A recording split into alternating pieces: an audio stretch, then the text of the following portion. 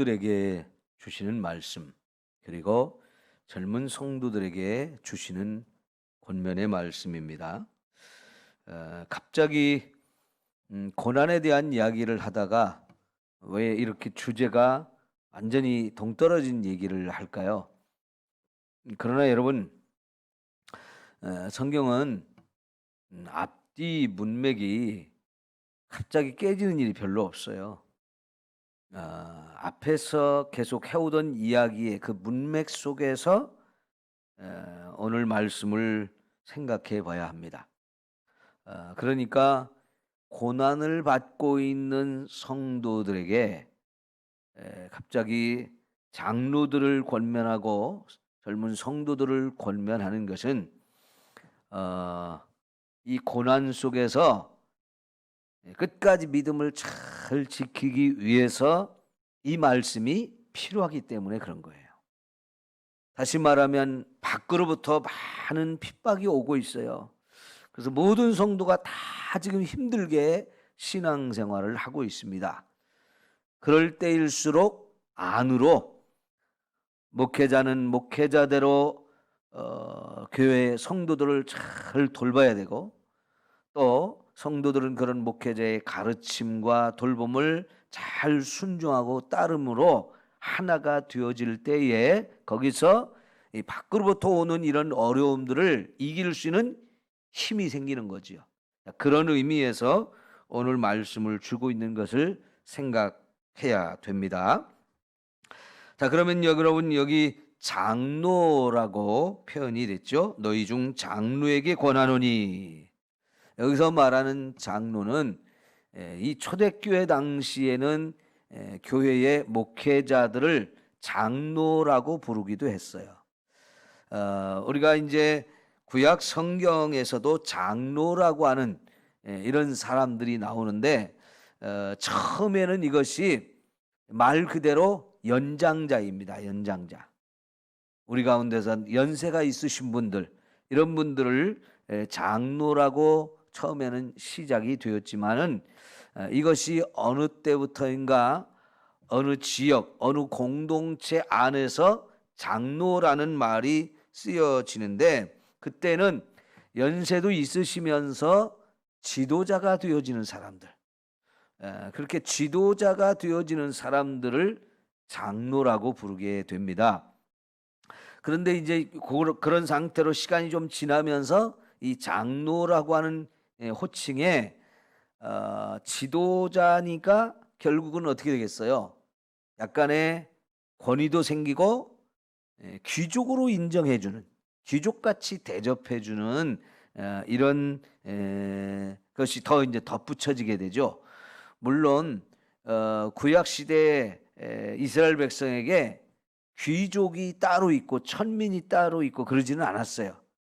그렇지만 이제 시간이 지나면서 점점 장로라고 하는 이 사람들이, 불려지는 사람들에게 어떤 권위도 주어지고 어떤 지도자의 위치에 서다 보니까 거기에 어떤 귀족 같은 대접을 받는 이런 상황들이 되어지거든요. 그래서 마을에도 보면 항상 이런 장로 그룹들이 있고요. 이런 사람들이 재판도 하고 그 성에 있는 사람들을 대표하기도 하고 가르치기도 하고 여러 가지 다양한 역할들을 감당합니다. 그것이 국가에서도 큰 공동체인 국가에서도 장로라고 하는 이런 사람들이 또 있게 되어지죠. 이것이 이제 신약 시대에 오면 교회 공동체 안에서 지도자가 되어지는 사람들을 장로라고 부르기 시작했어요. 그것이 이제 목회자를 호칭하는 그런 말이 되어지는데요. 여러분, 사도행전 20장을 우리가 한번 볼까요?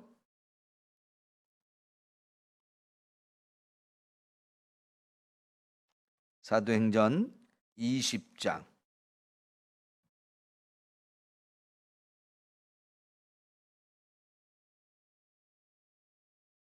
28절부터 보겠습니다. 신약성경 223쪽,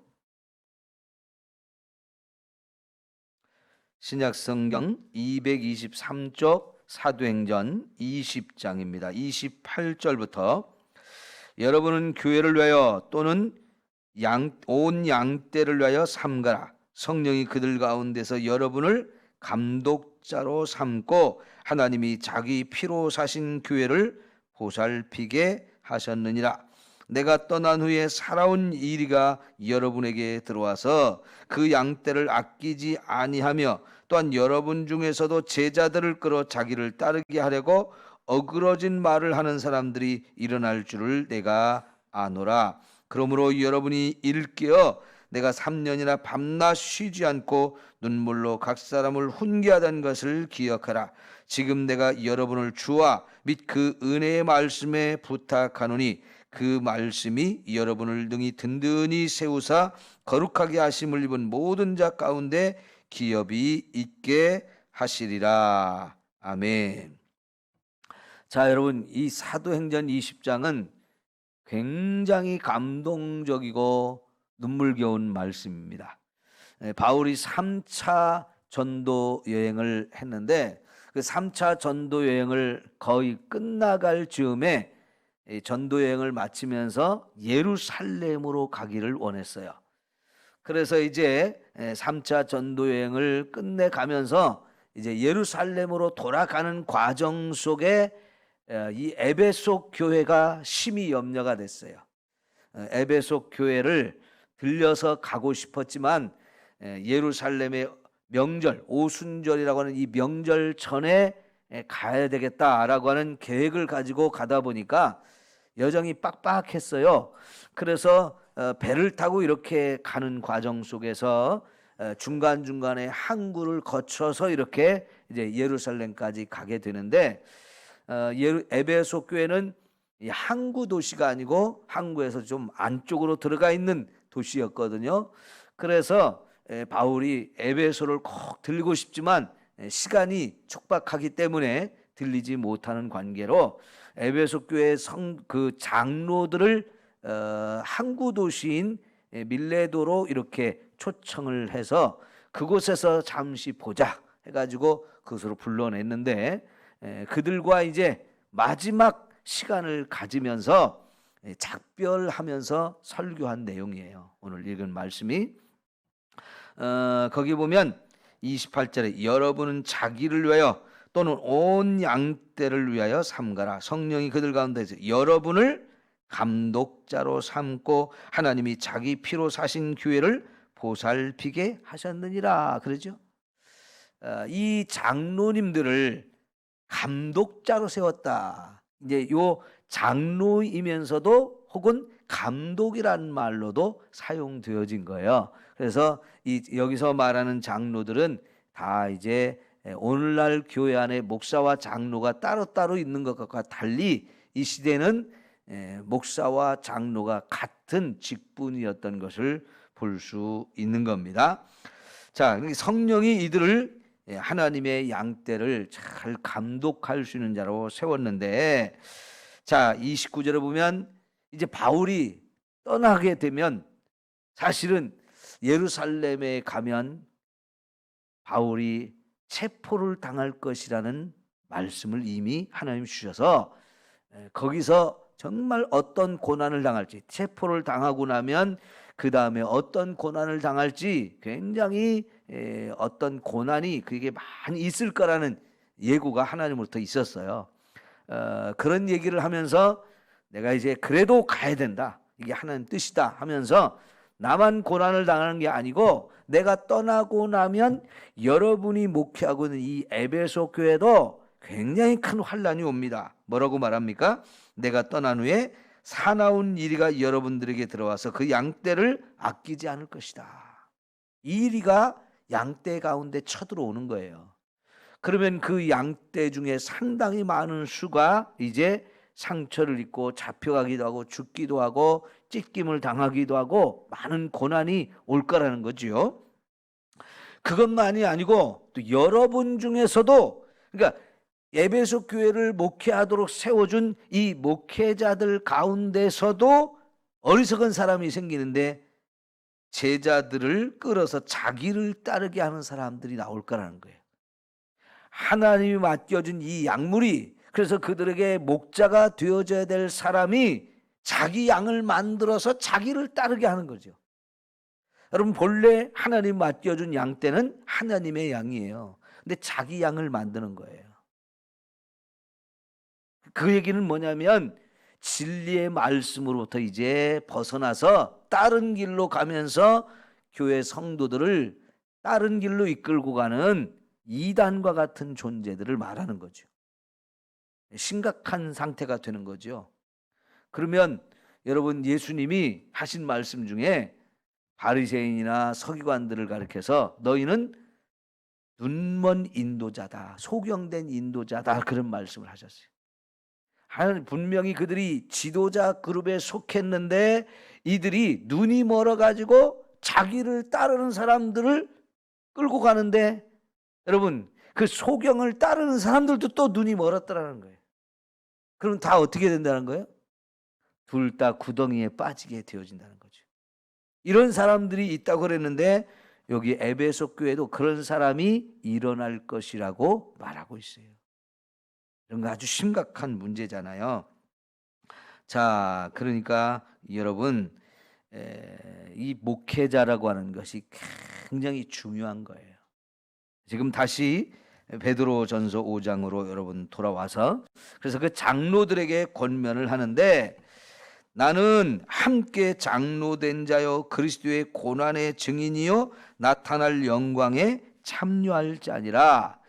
이 장로들에게 권하면서 자기를 베드로가 다시 한번 이야기를 하는데, 나는 누구냐? 나도 여러분과 함께 장로가 된 사람입니다. 그러면서 나는 고난의 증인으로 지금까지 살아왔고, 또 그래서 앞으로 이 나의 삶이 끝나고 나면 하나님께서 영광으로 나에게 더해 줄 것을 나는 믿고 사는 사람입니다. 이렇게 자기를 소개해요. 여러분, 이 베드로전서 1장 1절에 베드로가 자기를 뭐라고 소개했었죠? 자기 정체성이 뭐라고 그랬어요? 사도라고 했어요. 사도. 그 사도라고 분명히 1장 1절에서는 처음 말했는데, 여기서는 그 사도란 말을 쓰지 않고 자기를 여러분과 함께 장로가 된 사람입니다 라고 소개를 하면서 자기는 예수님의 고난에 참여한 자이고 이제 앞으로 영광을 받을 자입니다 라고 소개하는 것은 1장 1절에서 사도로 말하는 것과는 분명히 느낌이 다르죠. 그렇게 말하는 이유가 있겠지요. 사도하면 그 시대에도 굉장한 권위가 있었어요. 사도 바울도요, 자기를 늘 소개할 때마다 사도라는 말을 늘 끊임없이 했는데, 왜냐하면 이 바울의 사도권이 의심을 많이 받았기 때문에 그래요. 그러나 사도냐 아니냐, 이건 매우 매우 중요했기 때문에 바울은 자기가 예수님의 12 제자는 아니지만 예수님이 특별히 자기를 불러내서 사도로 삼아준 사람이라는 것을 늘 이런 의식을 가지고 있었기 때문에 그걸 항상 주장합니다. 그리고 많은 사람들이 인정을 했어요. 그런데 그 사도라고 하는 거 왜 중요하냐? 그만큼 권위가 있기 때문이죠. 그런데 오늘 여기서는 베드로가 교회 장로들을 권면하면서 자기를 사도라고 말하지 않고 그 사도의 권위가 아니라 지금 이 말을 듣고 있는 장로들과 같은 자기도 장로라고 하면서 자기의 권위를 더 낮춰가지고 더 가까이 다가가서 권면을 하는 거죠. 그거는 어떤 강압적이거나 어떤 권위적이거나 이런 것들을 내려놓고 자기를 더 낮추어서, 그리고는 나도 여러분과 똑같은 사람입니다 하면서 동질성을 가지고 권면을 하는 거죠. 그럴 때에 이 말을 듣는 장로들이 훨씬 더 친근감을 가지고 또 받아들이게 되면서 어떤 반발이나 억지적인 명령으로만 듣지 않고 더 귀한 말씀으로 친근하게 받아들일 수 있기 때문에 그렇게 자기를 낮추는 거거든요. 근데 사실 이제 뒷부분에 가면 겸손이라고 하는 것을 베드로가 굉장히 강조하고 있는데, 자기 자신부터 이렇게 낮추어서 겸손한 자세로 말씀을 전하고 있는 거거든요. 네. 자, 그러면 여기 자기를 그리스도의 고난의 증인이다 그렇게 했는데, 증인이란 말은 확실한 목격자가 아니면 증인이 될 자격이 없죠. 그죠? 확실한 목격자가 아니면 증인이 될 자격이 없는데, 그 목격을 한 것이 있기 때문에 그거 확실합니다. 나는 보았습니다. 내가 말하는 것은 진실을 말하는 겁니다 라고 이렇게 증인이 되어줄 수 있는. 그래서 원래 헬라어로 이 증인이란 말과 목격자는 같은 단어예요. 한 단어를 사용해요. 그래서요, 이 말은 베드로가 자기는 예수님의 이 고난을 너무나 생생하게 그 현장에서 다 목격한 사람으로서 지금 그걸 증언하면서, 증인이 되어서 그것을 증거하며 다니고 있는 사람이라는 거지요. 왜냐하면 왜 이 부분을 강조하냐면, 지금 이 베드로전서의 전체적인 가장 큰 주제가 고난을 당하고 있는 성도들을 격려하고 있는 거잖아요. 그래서 나야말로 예수 그리스도의 이 고난이 어떤 것인지를 가장 잘 아는 사람입니다. 사실 나는 예수님이 그 고난 당할 때 그게 두려워서 도망갔던 사람입니다. 난 참 비겁했던 사람이에요. 그러나 예수님의 이 고난을 무엇인지를 너무나 잘 알게 되면서 그 고난을 통해서 나도 구원을 받았고, 이제 예수님이 나에게 이 고난을 증언하는 사람, 땅끝까지 다니면서 예수 그리스도가 이 고난을 받으셨고 그 고난을 통해서 우리를 구원하시는 분인 메시아라는 사실을 증언하며 다니도록 이런 사명을 주셨기 때문에 나는 이제 목숨을 걸고 예수님의 고난에 대해서 증언할 뿐만 아니라 그 예수님의 고난을 나도 같이 참여하면서 지금 이 고난에 대한 이야기를 하고 있는 겁니다. 여러 가지 의미가 다 담겨져 있는 그런 뜻이라고 볼 수 있죠. 그리고 내가 이렇게 이 땅에서 고난받는 삶을 살지만 이것이 다 끝나고 나면 내게 뭐가 주어진다는 거예요? 영광의 관이 주어질 것이다. 디모데후서 4장에 보면 사도 바울이, 이제 디모데후서가 바울의 마지막 편지거든요. 거기서 이제 나도 이제 가야 될 기한이 다가왔다. 내가 떠나갈 기한이 다가왔다. 그러면서 마지막 하는 말이 뭐냐면, 이제 나의 달려갈 길을 다 마쳤으니 이후에는 뭐가 있다고요? 나를 위해서 의의 면류관이 예비되었다. 그 얘기를 하면서 내가 이제 이 사역을 고난을 받으면서 다 열심히 달려와서 마지막까지 이제 왔는데, 이게 마치고 나면 내게는 의의 면류관이 준비되어 있는 것을 나는 바라본다. 그런데 그 의의 면류관이 나에게만 주는 게 아니고 나와 같이 이렇게 믿음으로 끝까지 달려가는 여러분 모두에게도 똑같이 그 의의 면류관을 주실 것입니다 라고 권면하고 있어요. 지금 베드로도 똑같은 얘기를 해요. 나는 지금은 이 예수님의 고난에 동참하면서 예수님의 고난을 증언하고 다니고 있는데, 감사하게도 이 고난의 삶이 마치고 나면 영광이 내게 주어질 것을, 그 영광의 관을 씌워줄 것을 나는 바라보고 있다. 여러분, 지금도 우리가 올림픽 경기라는 걸 4년마다 한 번씩 하고요. 거기에 국가대표로 나가서 그런 금메달, 동메달, 은메달 이런 거 따려고 얼마나 많은 사람들이 노력해요. 근데 이것이 이제 그리스, 로마 시대부터 시작이 됐잖아요. 그래서 이 편지가 쓰여지던 이 당시 바울이나 베드로가 이렇게 사역을 할 때 그 당시에 로마 세계에서도요 이런 경기들이 있었고요. 거기서 우승을 하게 되면 황제가 나와서 머리에다가 월계관이라고 하는 걸 씌워줬잖아요. 월계수 나무의 가지를 꺾어서 이렇게 머리에다가 이렇게 띄울 수 있는 관을 만들어 가지고 씌워주면 그게 그 당시 사회에서 최고의 영광이었어요. 황제가 직접 씌워주는 이 월계관, 이건 정말 최고의 영광이었는데, 그걸 보면서 우리도 이 땅에서 정말 하나님을 위해서 사역을 다 마치고 나면 하나님이 잘했다고 칭찬하면서 우리에게 저런 관을, 영광스러운 관을 씌워줄 것이다. 이것을 하나님으로부터 약속을 받았고요. 그래서 그것을 성도들에게 가르쳤어요. 베드로나 바울이나 이런 사도들 정말 하나님께서 주신 그 상급을 바라보면서 목숨을 내어놓고 영광을 돌리기 위해서 얼마나 열심히 충성을 다했는지요. 성도 여러분, 오늘 저와 여러분에게도 정말 하나님이 우리를 위해서 예비하신 그 상급을 받기 위해서라도 우리 열심히 충성할 수 있기를 축원합니다.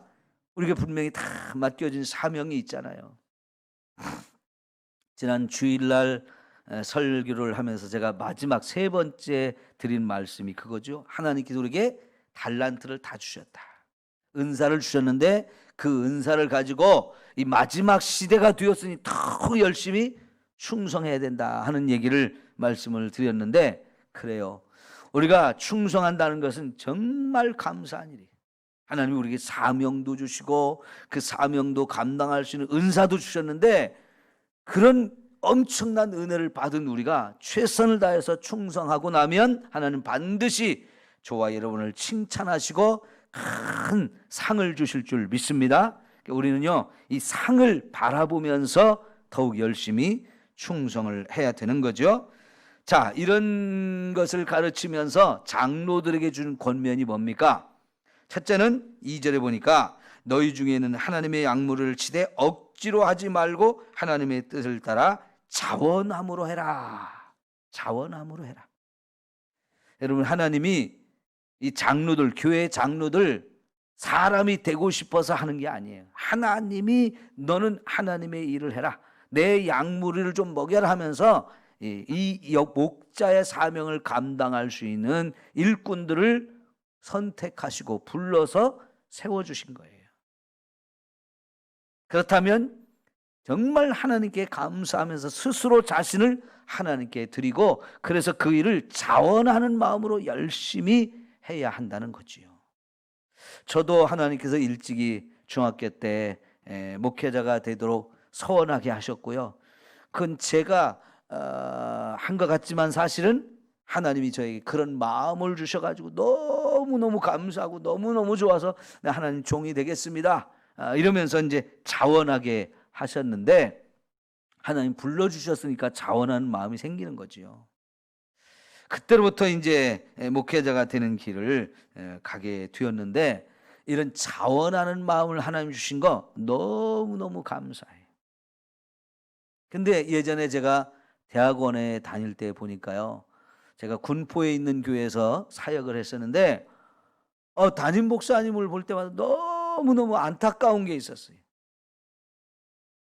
그 목사님은요, 나 이 목사 되기 싫다는 거예요. 하기 싫다는 거예요. 목회하기 싫다는 거예요. 그러면서 자기는 자기가 자원해서 된 게 아니고 사모가 자꾸 하라고 그래가지고 한다고. 근데 그런 말과 그런 마음과 그런 생각들 너무너무 안타까워요. 전도사인 제가 봐도 목사님이 너무 안타까운 거예요. 왜 저렇게 하실까? 정말 목회자가 억지로 해야 되는 것인가?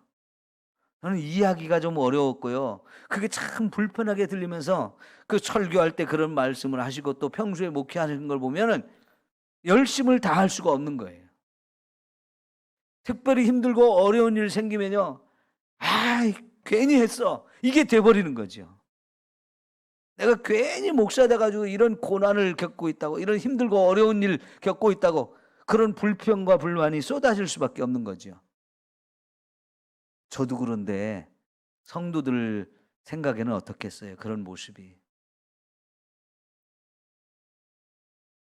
여러분, 정말 이 목회라고 하는 것은 하나님이 불러주셔야 하는 것이고, 하나님 불러주셨다면 정말 감사하면서 기쁨으로 더 열심히 자원해가지고 이것도 하고 저것도 해야지, 이건 하기 싫은 건데 마지못해서 억지로 하는 것이 되어지면 정말 사실은 그 본인이 제일 불행한 거예요. 제일 불행한 거예요.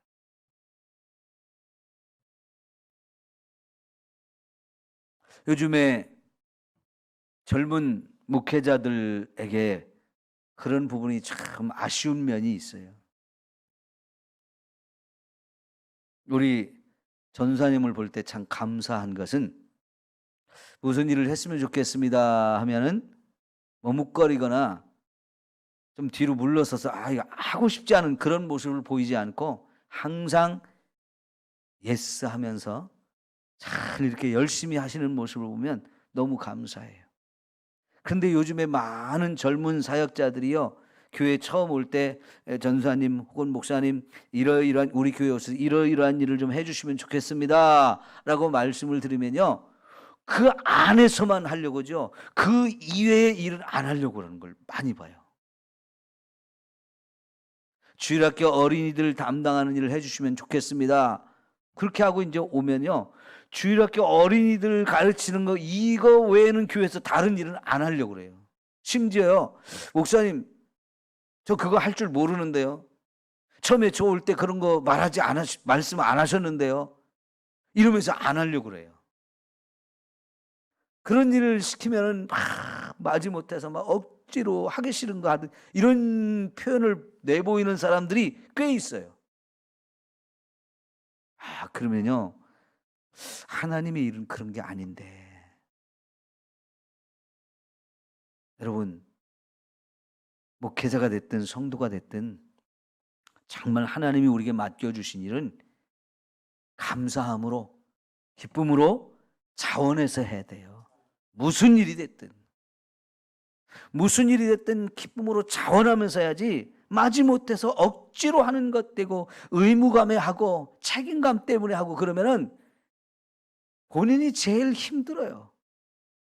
좋아서 하는 일하고 마지못해서 하는 일하고는 진짜 차원이 다르잖아요. 그죠? 여러분, 항상 하나님께 감사하며 나 같은 사람도 써주신다고, 나 같은 사람을 이렇게 기회를 주셨다는 거 감사하면서 정말 최선을 다해서 감사하고 기쁨으로 행할 수 있는 저와 여러분 되기를 축원합니다. 네, 벌써 끝나야 될 시간이 됐어요. 어쨌든 내일 또 계속 이어가도록 하고, 여러분 최선을 다해서 충성합시다. 오늘 또 하나님께 감사하면서 우리에게 맡겨준 일, 그게 무엇이든지 간에 감사함으로 하십시오. 우리 오늘 집에 가셔서 아침밥상을 차리면서 또 해야 되나, 그러면 여러분 스스로가 불행해요. 그죠? 네. 내가 맛있게 준비해서 우리 가족 식구들 잘 먹여줘야지 하면서 만들면 나도 행복하고요, 그걸 먹는 걸 보면서 또 행복하고. 그죠? 네. 하루하루 이렇게 열심히 삽시다. 행복하게 삽시다. 기도합니다.